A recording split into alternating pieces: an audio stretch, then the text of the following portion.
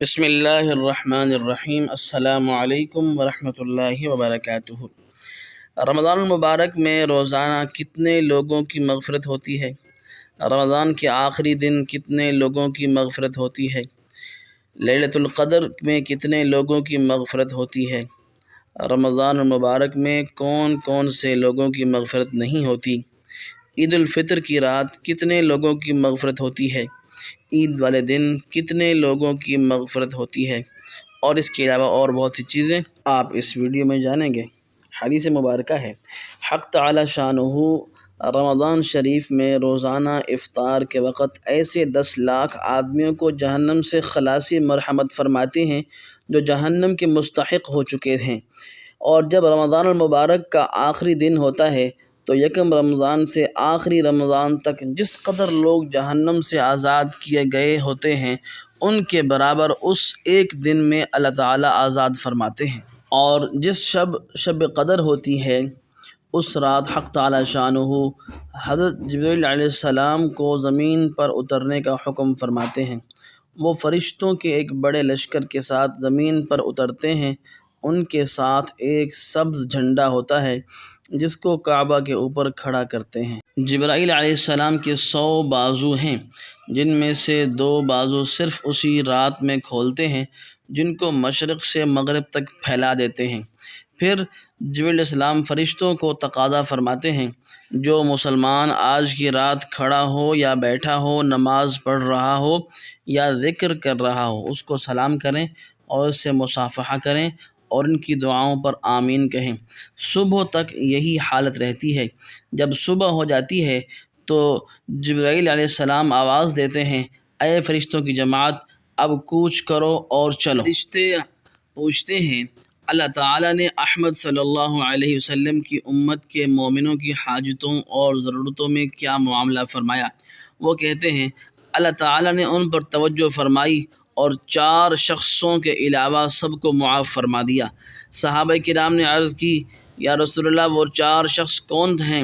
تو آپ نے ارشاد فرمایا، ایک وہ شخص جو شراب کا عادی ہو، دوسرا وہ شخص جو والدین کی نافرمانی کرنے والا ہو، تیسرا وہ شخص جو قطع رحمی کرنے والا، ناطہ توڑنے والا ہو، چوتھا وہ شخص جو دل میں کینہ رکھنے والا اور آپس میں قطع تعلق کرنے والا ہو۔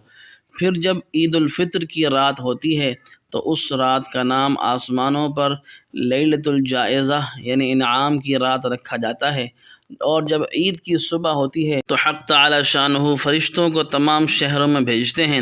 وہ زمین پر اتر کر تمام گلیوں اور راستوں کے سروں پر کھڑے ہو جاتے ہیں اور ایسی آواز سے کہ جس کو جنات اور انسانوں کے علاوہ ہر مخلوق سنتی ہے پکارتے ہیں، اے حضرت محمد صلی اللہ علیہ وسلم کی امت، اس کریم رب کی بارگاہ کی طرف چلو جو بہت زیادہ عطا فرمانے والا ہے اور بڑے سے بڑے قصور کو معاف فرمانے والا ہے۔ پھر جب لوگ عید گاہ کی طرف نکلتے ہیں تو حق تعالی شانہ فرشتوں سے دریافت فرماتے ہیں، کیا بدلہ ہے اس مزدور کا جو اپنا کام پورا کر چکا ہو؟ وہ عرض کرتے ہیں، اے ہمارے معبود اور ہمارے مالک، اس کا بدلہ یہی ہے کہ اس کی مزدوری اس کو پوری دے دی جائے۔ تو حق تعالی شانہ فرماتے ہیں، اے میرے فرشتوں، میں تمہیں گواہ بناتا ہوں کہ میں نے ان کو رمضان کے روزوں اور تراویح کے بدلے میں اپنی رضا اور مغفرت عطا کر دی۔ اور بندوں سے خطاب فرما کر ارشاد ہوتا ہے، اے میرے بندو، مجھ سے مانگو، میری عزت کی قسم، میرے جلال کی قسم، آج کے دن اپنے اس اجتماع میں مجھ سے اپنی آخرت کے بارے میں جو سوال کرو گے پورا کروں گا، اور دنیا کے بارے میں جو سوال کرو گے اس میں تمہاری مصلحت دیکھوں گا۔ میری عزت کی قسم، جب تک تم میرا خیال رکھو گے میں تمہاری لغزشوں پر ستاری کرتا رہوں گا اور ان کو چھپاتا رہوں گا۔